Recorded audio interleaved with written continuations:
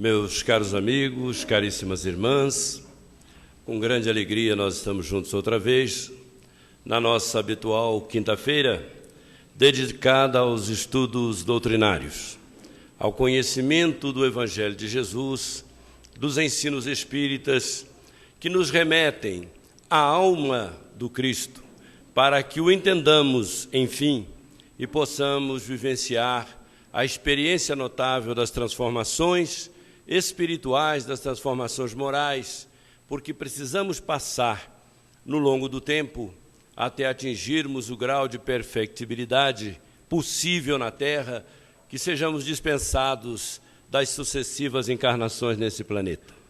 Até que isso aconteça, até lá, poderíamos dizer, temos uma longa caminhada, e é bom que aproveitemos os ensejos desses momentos na Terra, para renovarmos interiormente, para renovarmos os nossos pensamentos, renovarmos os nossos sentimentos, darmos um sentido mais amplo à vida do que os limites estreitos da matéria, das pretensões econômicas, dos desejos patrimoniais, para pensarmos efetivamente na nossa essência, na nossa natureza espiritual, da qual nós nos temos esquecido, da qual nós nos temos desleixado durante muito tempo.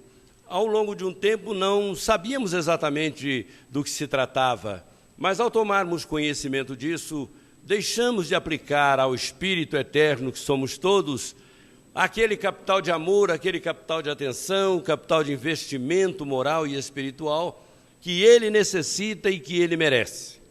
Nessa casa, como nas casas sérias da prática espírita, do estudo doutrinário, nós encontramos esse objetivo, nós encontramos esse alvo fundamental, o estudo espírita para a compreensão da vida, o estudo de Kardec para compreender Jesus, o estudo de Jesus para compreender a vida, compreendermos Deus, nosso Pai amoroso, amantíssimo, e então aplicarmos à vida essa leveza espiritual que deriva dessa amplitude de visão.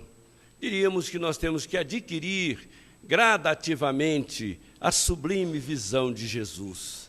Nós temos que desenvolver em nós a sublime visão do Cristo, para que então possamos abarcar não somente o momento, as circunstâncias, as ocorrências triviais da hora e avançarmos, irmos além, porque o além nos espera.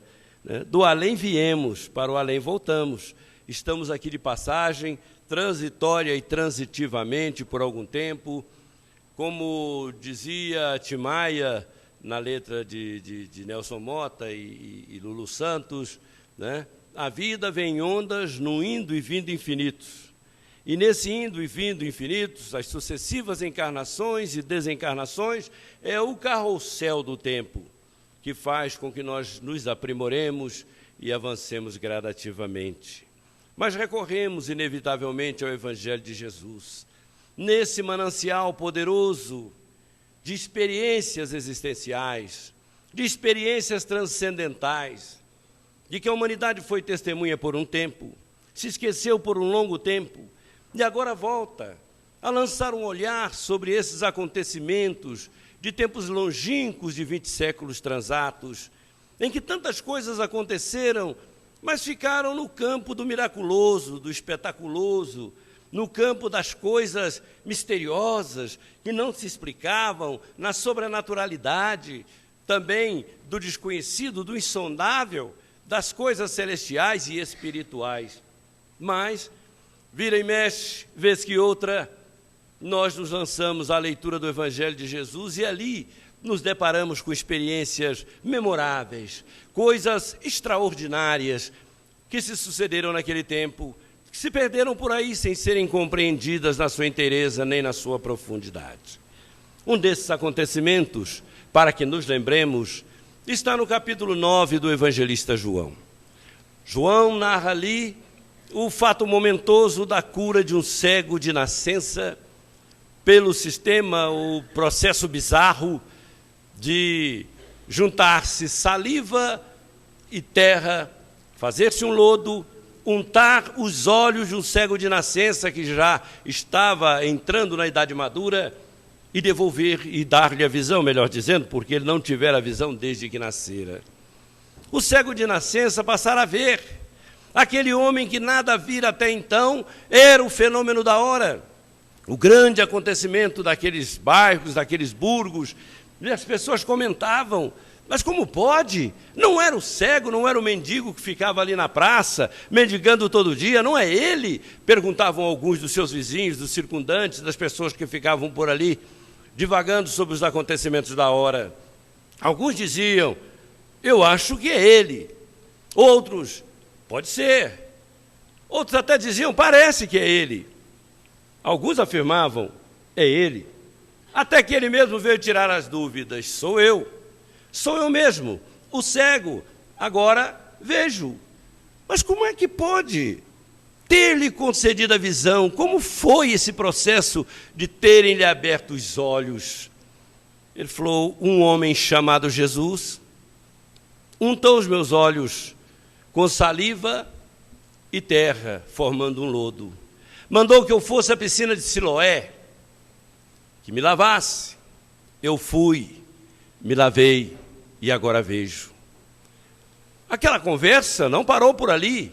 Era um acontecimento espetacular. Imagine um milagre dessas proporções, uma coisa que contrariava todas as leis da natureza, contrariava, conhecidas, é claro, contrariava todas as regras, a medicina da época, o que os esculápios do tempo podiam fazer, não alcançava essa dimensão de usar um sistema tão bizarro, uma coisa tão aparentemente estranha, de pegar lodo do chão feito de terra do lugar e saliva de um homem e transformar isso em um medicamento com essas proporções curativas, curar instantaneamente uma cegueira que já datava de muitas décadas. Imaginemos que esses acontecimentos incomodaram muita gente, as pessoas queriam saber, vinham perguntar e levaram-no aos fariseus. Os fariseus tinham uma verdadeira ojeriza por Jesus. Porque Jesus censurava sempre a dicotomia de caráter, a dicotomia moral. Os fariseus eram, por natureza, aqueles que tinham uma prática moral no discurso, contrariada pela prática moral de vivência. Era o tal do faço o que eu falo, mas não faço o que eu faço. Parece até um pouco as coisas que acontecem na vida moderna, movimento do sistema político vigente, em que se promete tanto, faz-se tão pouco, em que se garante que se vai fazer algo em benefício da massa imensa da população e, de repente, a preocupação se transfere para o mundo do intimismo, da familiaridade, da grei, daquele grupo político, daquele sistema que funciona em prejuízo da massa imensa a que prometeram proteger. Naturalmente, essa era uma prática que Jesus abominava.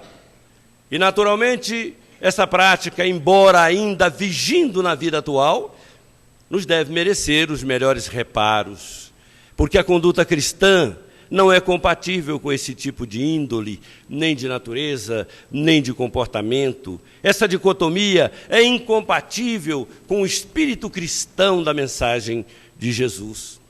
É incompatível, portanto, com a conduta espírita, aquela que se deve esperar do indivíduo ou que, conhecendo a doutrina ou a ela, se ligando, buscando nela as inspirações para a vida, vão compreendendo que nós temos um compromisso de solidariedade humano, social, espiritual, um compromisso moral com o planeta, com as pessoas, com a sua população, e temos um compromisso moral com a nossa própria consciência. Então, os fariseus não gostavam de Jesus, porque Jesus tinha sempre uma reprimenda necessária, inevitável, para demarcar os limites da conduta ética, da conduta moral, do indivíduo ou do grupo social a que ele pertencesse. E os fariseus ficaram injuriados, porque estavam diante de um fato incontestável, de um acontecimento indiscutível. O homem era cego desde o nascimento, cegueira congênita. Mas agora via. E levaram-no aos fariseus. E os fariseus perguntaram: como é que pode? como é que foi que te abriram os olhos? Ele falou, um homem chamado Jesus untou-me os olhos com lodo feito de saliva e terra. Mandou que eu me lavasse na piscina de Siloé. Assim eu fiz. E agora vejo. Por terceira vez, inconformados, os fariseus perguntaram, mas como é que pode? Explica-nos isso. E o cego, querendo dar por terminar aquela polêmica infindável, aquela conversa desconfortável, ele falou, peraí, já é a terceira vez que eu estou sendo questionado, inquirido sobre como aconteceu, já repeti isto. Acaso, aí foi uma ofensa para os fariseus, né? Acaso quereis também vos tornar discípulos daquele homem? E os fariseus disseram, não, longe de nós somos discípulos de Moisés, você é discípulo dele, mas você sabe que esse homem é um pecador. Ele falou, se pecador ou não, eu não sei. O que eu sei é que era cego, agora eu vejo. A afirmação do que antes não via e agora tudo enxergava, deixara desconcertado aquele grupo de fariseus. Mas eles estavam tão irados que acabaram quase que espancando aquele pobre rapaz recém-curado. E antes de expulsá-lo, lhe perguntam finalmente, mas onde está esse homem? Não sei, saiu por aí. E foi embora, escorraçado pelos fariseus. Aquele acontecimento extraordinário, aqueles fatos que se deram naquele momento, a ocorrência em si extrapolava a compreensão do próprio cego que agora via, o ex-cego que agora via.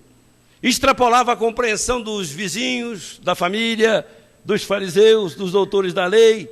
Extrapola a compreensão dessa humanidade de hoje, cercada de tecnologias notáveis, que devolvem 1000 impedimentos, são rompidos, devolvem sanidade a tantos corpos debilitados por limitações congênitas ou não, acidentais que ocorrem em determinado momento da vida. A ciência que hoje faz cirurgias, implanta determinados catéteres no cérebro do indivíduo, lhe devolve a visão, devolve-lhe a audição, possibilita-lhe articular palavras. Essa mesma ciência não logra, não consegue explicar como é que um homem há 2000 anos, 20 séculos transatos, usando esse recurso bizarro de fazer um barro de terra do lugar com a sua saliva e curar um cego de nascença.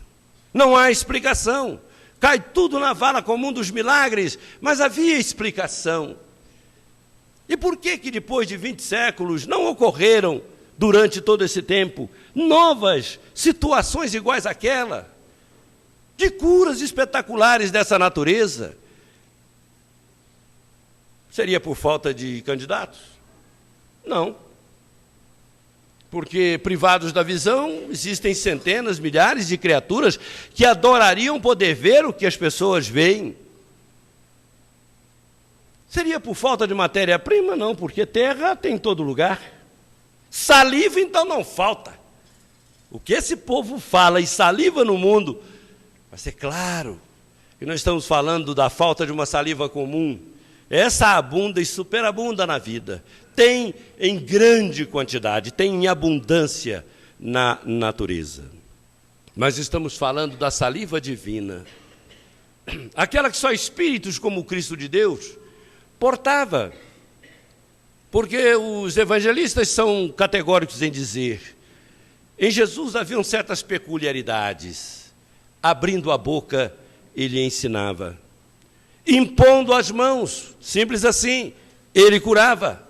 Tocando-lhe a borda da túnica, a fímbria da túnica, sem costuras, aquele pano jogado no seu corpo, a pessoa captava fluidos medicamentosos que acabavam por interromper fluxos hemorrágicos de mais de 12 anos, como o da mulher hemorroíça. Então Jesus era esse ser extraordinário, especial. Então, talvez por falta dessa saliva divina, nós não tenhamos logrado o êxito de ver em mais de 20 séculos outras ocorrências iguais a essas.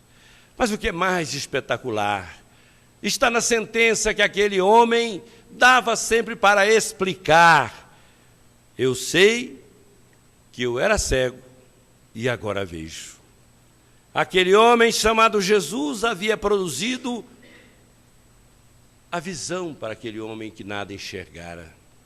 Para nós que enxergamos normalmente, temos lá uma ligeira deficiência visual, 1 grau aqui, 2 graus ali, meio grau para lá, uma miopia, uma hipermetropia, ou qualquer coisa que pia, né, nos olhos. Nós que temos essas pequenas variações, nós não fazemos juízo, não temos ideia do que ocorreu com aquele homem naquele momento. Ver, depois de tantos anos de uma penumbra total, de uma treva densa, profunda. Imaginemos esse Fiat Lux, esse faça-se a luz para um homem que nada via. Ele podia deduzir, intuir, ele podia ter uma vaga ideia de tudo aquilo que estava em torno dele. Como é que seria o rosto daquela pessoa com quem ele vivia? Como é que seria a tez da mãe, o semblante do pai? Como é que é o corpo do irmão? Como é que seria o jardim da sua casa? Aquele atalho que ele fazia numa praça qualquer? Como é que seria o pôr ou nascer do sol? Como é que seria o sorriso de uma criança, o choro de uma pessoa? Como é que seria um senho cerrado, uma carantonha de pessoa nervosa? Como é que seria um sorriso gostoso de uma pessoa feliz? Como é que seria? Como é que seria a cor dos olhos daquelas pessoas com quem ele conversava? Ele não sabia, ele intuía, tinha uma vaga ideia, mas não fazia a noção perfeita. Agora não, agora ele via. De uma hora para outra, aquele esplendor de luz inundou-lhe o ser. Ele passou a tudo ver, passou a tudo enxergar, deslumbrado, encantado com tudo. Ele deve ter saído de um estado de torpor profundo para um estado de êxtase que mal se conteve. Devolver-lhe a visão era muito mais do que simplesmente retificar-lhe o globo ocular, estabelecer uma conexão na área cerebral, talvez lesionada por algum episódio do passado, sabe-se lá. Não era apenas um fenômeno cirúrgico, médico, terapêutico. Aquilo era a redescoberta de um mundo que ele imaginava que existia, mas não tinha a menor noção de como era. Então o cego agora via. Ele olhava em torno e tudo podia aquilatar pelo poder da visão. Agora o mundo para ele era um outro mundo. Não era mais aquele mundo que ele estava limitado a intuir, a perceber, a imaginar. Agora não, ele podia avaliar, ele podia saber a dimensão das coisas, ele saberia diferenciar um pequeno de um grande animal. Ele saberia agora diferenciar os vários tons de cor, ele poderia diferenciar os vários matizes de verde de um campo florido, de um campo qualquer. Ele podia olhar as pessoas, ver o semblante das pessoas, o rosto das pessoas, conviver com elas e tudo entender. Imaginemos uma linha escrita, uma frase como "eu te amo", deve ter produzido nele uma sensação tão gostosa, tão diferente, que nós não temos muito como entender, porque nós sempre vimos, nós sempre lemos, mas hoje já não nos encantamos mais com todas ou com tantas dessas coisas. Quem é que tem a pachorra de amanhecer, abrir a janela para ver o sol começando a colocar-se para nós? Quem é que tem a calma de poder ver uma noite começando a se estrelar, quando as densas nuvens da escuridão descem sobre a humanidade? Quem é que tem o tempo de parar, olhar a esposa e ver que, embora modificada, continua aquela mulher linda?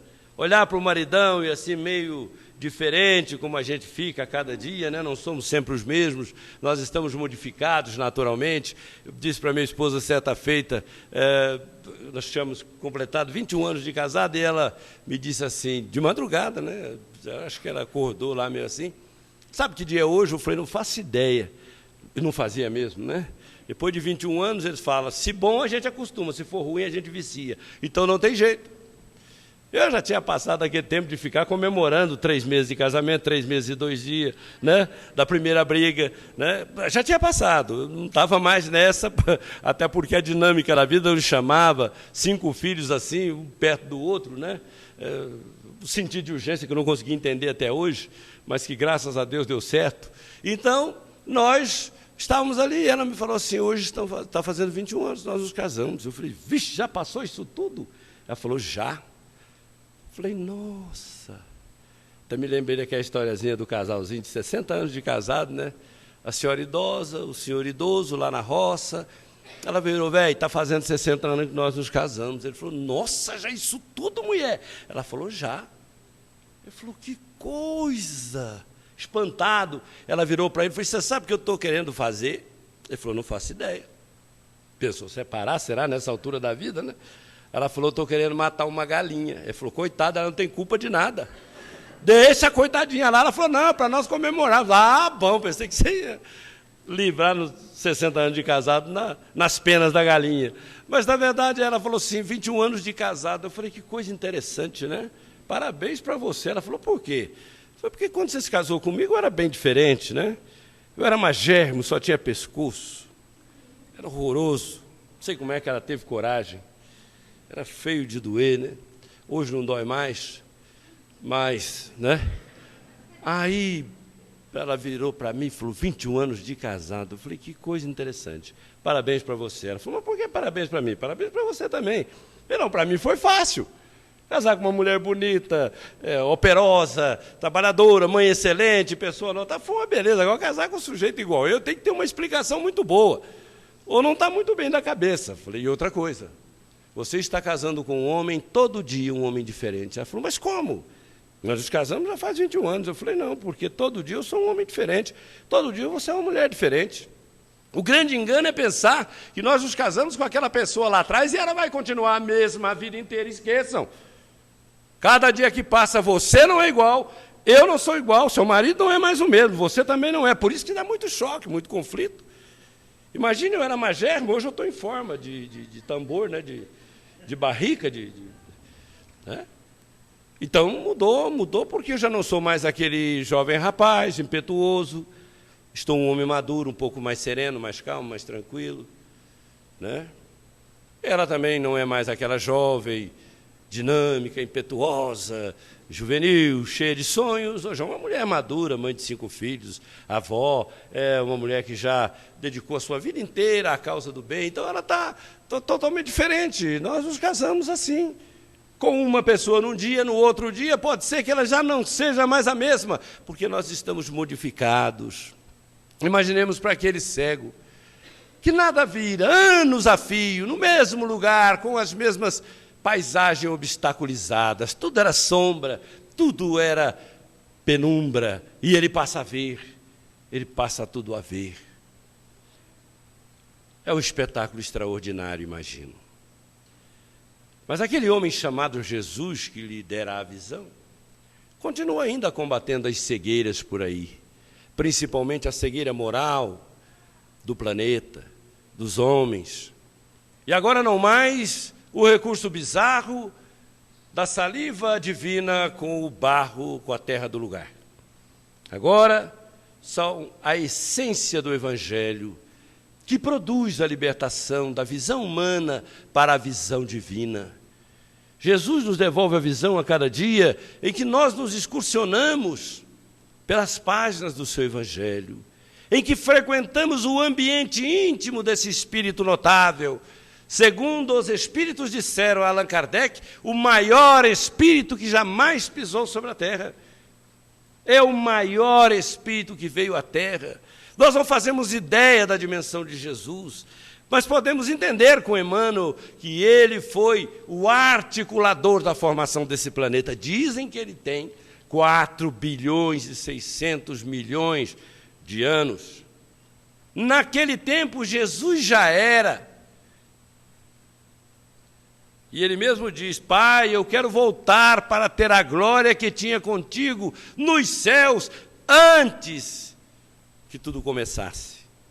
Imagine, se naquele tempo já era o Espírito que era.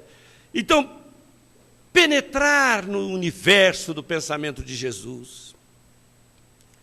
Era algo que os grandes profetas, filósofos sempre desejaram. Mas Jesus prometeu isso aos homens simples, humildes, prudentes. A sua carreira na terra era tão curta que ele teve que garantir aos homens da terra que enviaria um Consolador, que o Consolador nos ensinaria novas coisas. Imagine, é como começar a ver algo que não víamos, embora estivesse tudo aqui no mesmo lugar. Aquilo que o cego começara a ver naquele momento em que recebera a visão, não fora colocado ali instantaneamente, inopinadamente. Tudo já estava lá. Desde que o mundo era mundo, muitas coisas. Desde tempos imemoriais, outras tantas. Desde antes de ele nascer, em outras muitas. E algumas depois de ele ter nascido, mas ele não as via. Estava ali em torno dele, todas as coisas estavam no mesmo lugar. O que era diferente então? Ele era a mesma pessoa, as coisas estavam no mesmo lugar. O que foi que mudou? A maneira de ver, a maneira de enxergar, a maneira de olhar tudo aquilo, porque agora ele tinha o poderoso recurso da visão.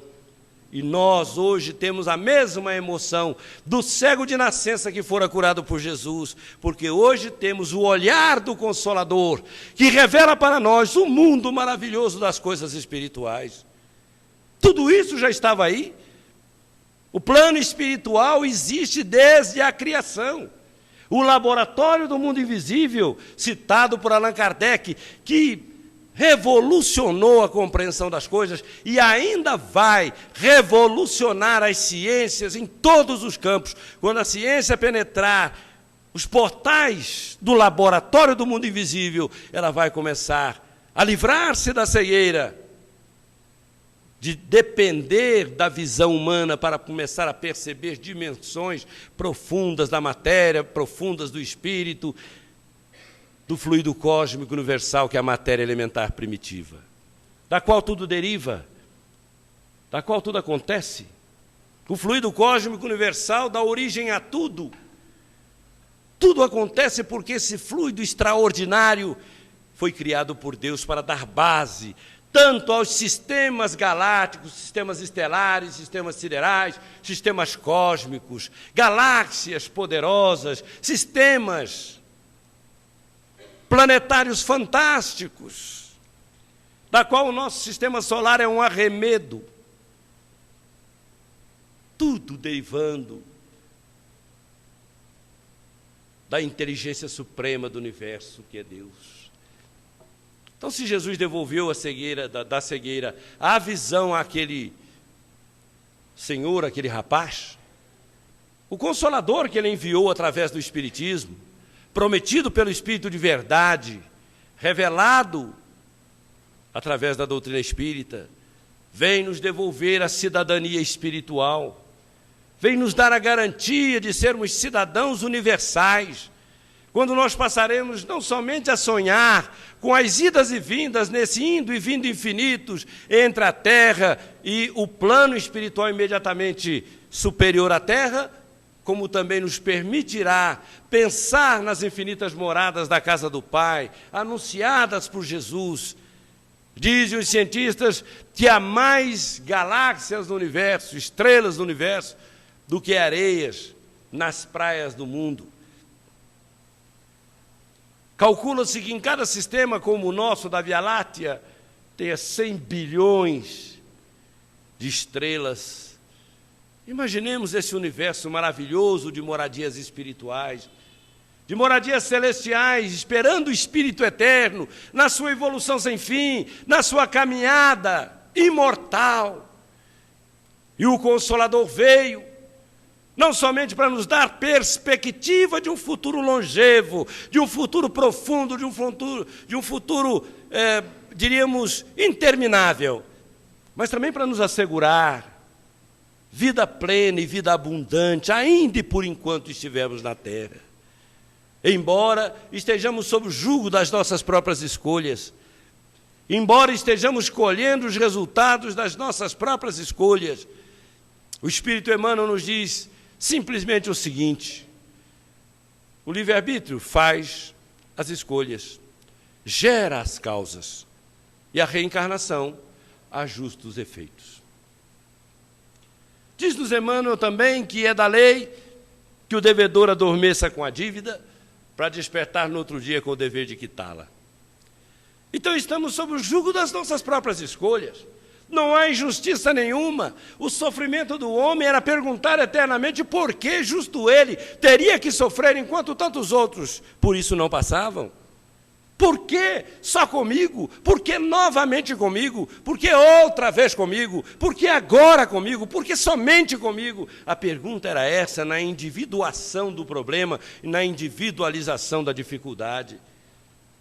A doutrina vem nos revelar pela voz do Consolador que Jesus nos prometera que nos diria novas coisas e nos revelou a excelência dos planos espirituais. Já nos deslumbramos com as narrativas de nosso lar, dessas colônias próximas da Terra. Imaginemos quando os espíritos nos revelarem a excelência das vidas em outros sistemas, em outros sóis, em outras galáxias. Que sentido ganhará para nós cada prática, cada ação, cada atitude aqui na Terra, cada gesto de amor que se expandirá por toda a eternidade, por todo o universo.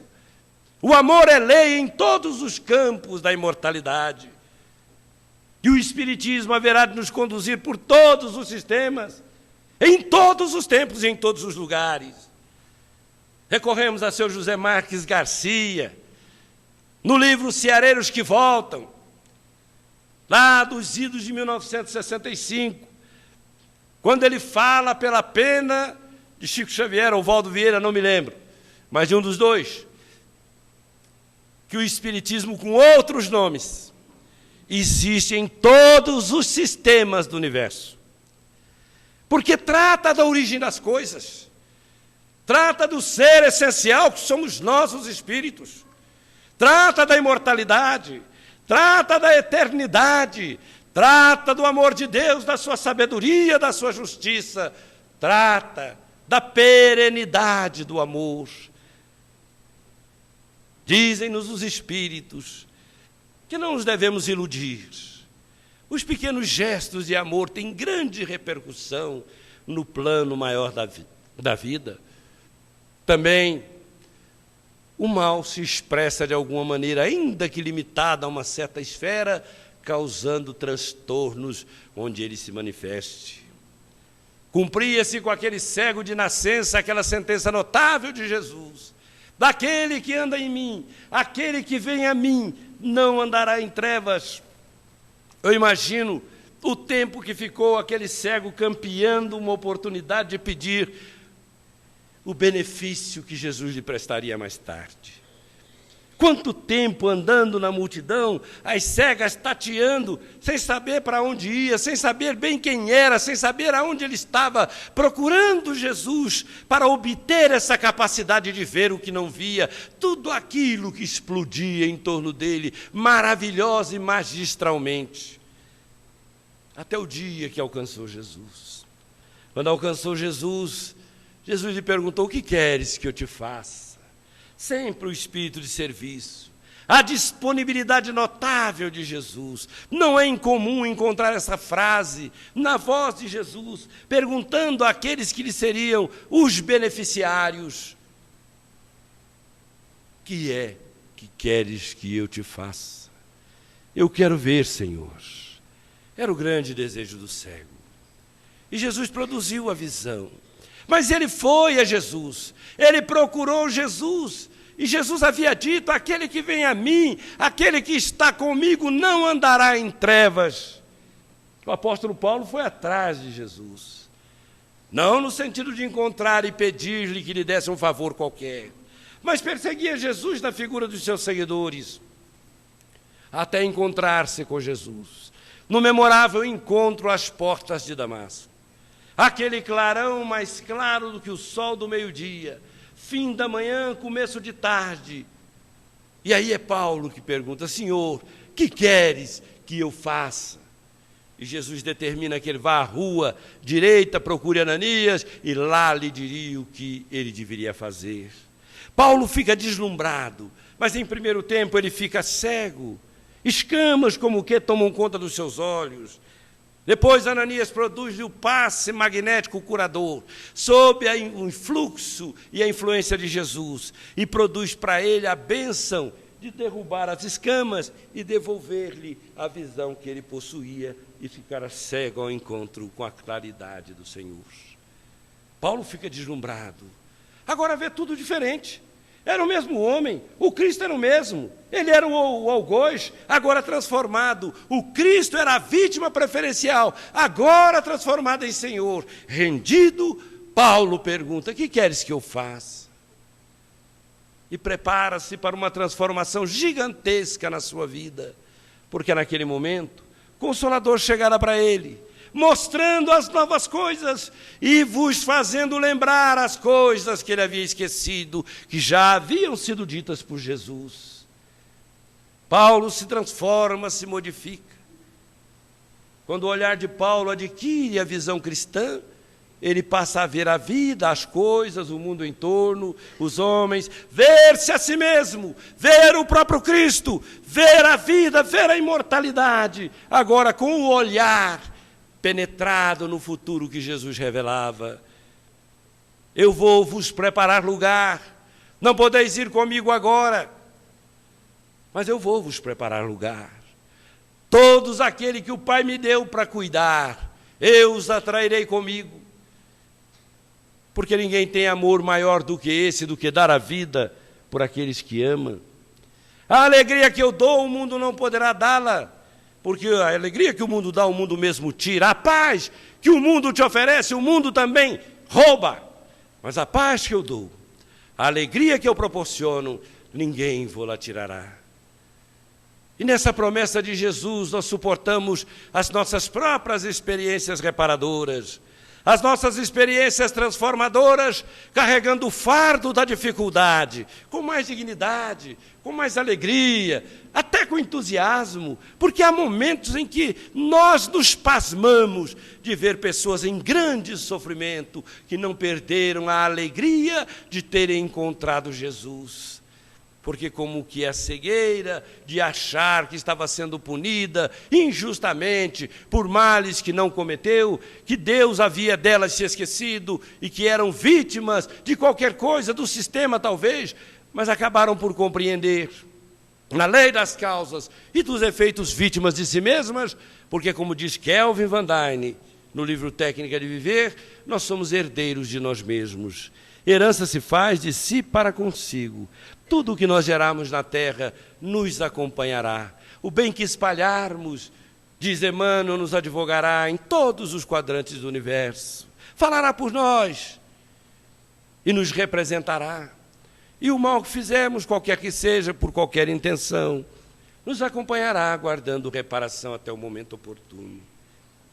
Fujamos dos karmas ruins, fujamos das escolhas infelizes e procuremos nos orientar com o Consolador, que, em última análise, permitiu que, embora não pudéssemos ainda compreender todas as coisas, para entender os dramas e os dilemas peculiares às nossas próprias particularidades, nos prometeu, na voz memorável de Jesus, que ninguém ficaria órfão ou desamparado na terra. Vinde a mim, vós que sofreis, que eu vos aliviarei. Toma o meu jugo e o meu fardo. O jugo que é suave, o fardo que é leve. Dizem-nos os Espíritos que o jugo é suave porque é a vivência da lei do amor. Quando nós começamos a viver a lei do amor, a vida se torna leve. A vida é pesada no ódio, a vida é pesada na mágoa, a vida é pesada no ressentimento, a vida é pesada no egoísmo, a maior chaga da humanidade, na expressão de Allan Kardec.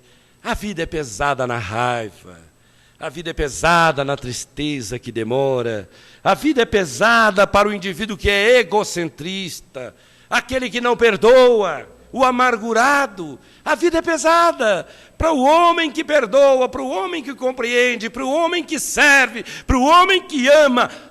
A vida é leve, como o fardo proposto por Jesus. E a vida é suave, flui, dia após dia, independentemente da situação em que nos encontremos. Eu vim para que tenhas vida e vida em abundância.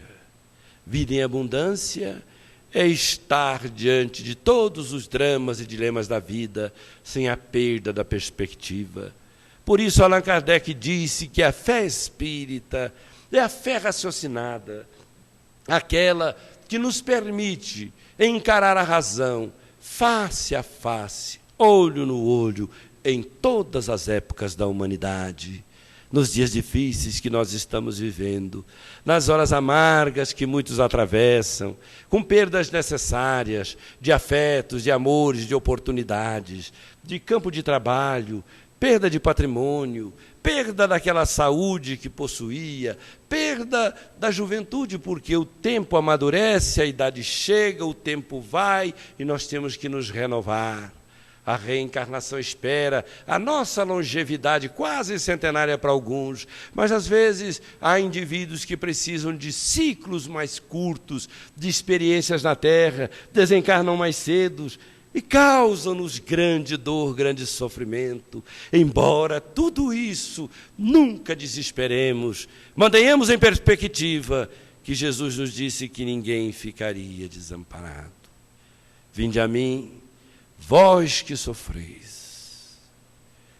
Não escreveu nomes, não deu nacionalidades, não estabeleceu religiões, não firmou ali parâmetros excludentes ou includentes, mas estabeleceu que todos que o procurassem lograriam encontrar no seu amor imarcessível a misericórdia divina de que ele era portador, que chegou para aquele cego desesperado que lhe pedia: Senhor, Senhor.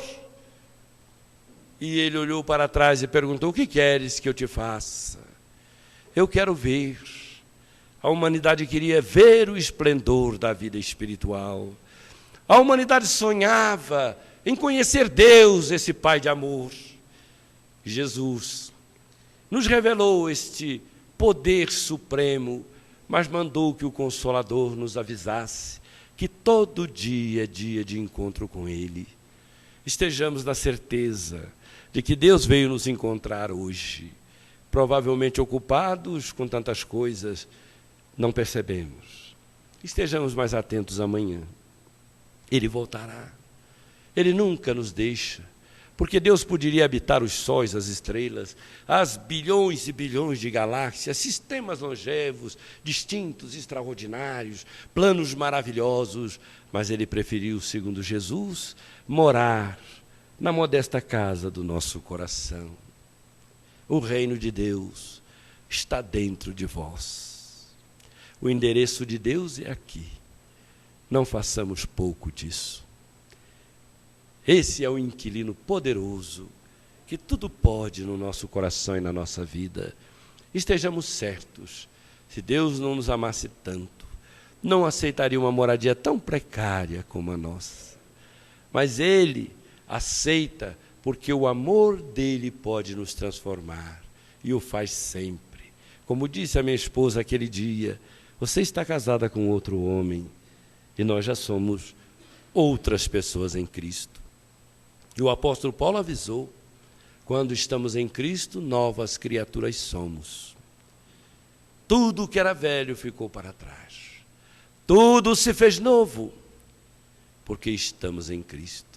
E ainda que o homem exterior se corrompa, o homem interior se renova sempre. Sintamo-nos renovados. Apesar da idade, apesar do tempo, apesar dos achaques, estamos no amor de Deus. E não existe nada melhor. Que Deus nos ampare, nos abençoe, que o Consolador nos acompanhe, nos olhe, nos oriente, nas caminhadas futuras, por esse universo sem fim e essas maravilhas indizíveis que nos alcançarão os sentidos muito mais do que os olhos. Até outro dia, se Deus quiser, que Deus nos abençoe. Muito obrigado.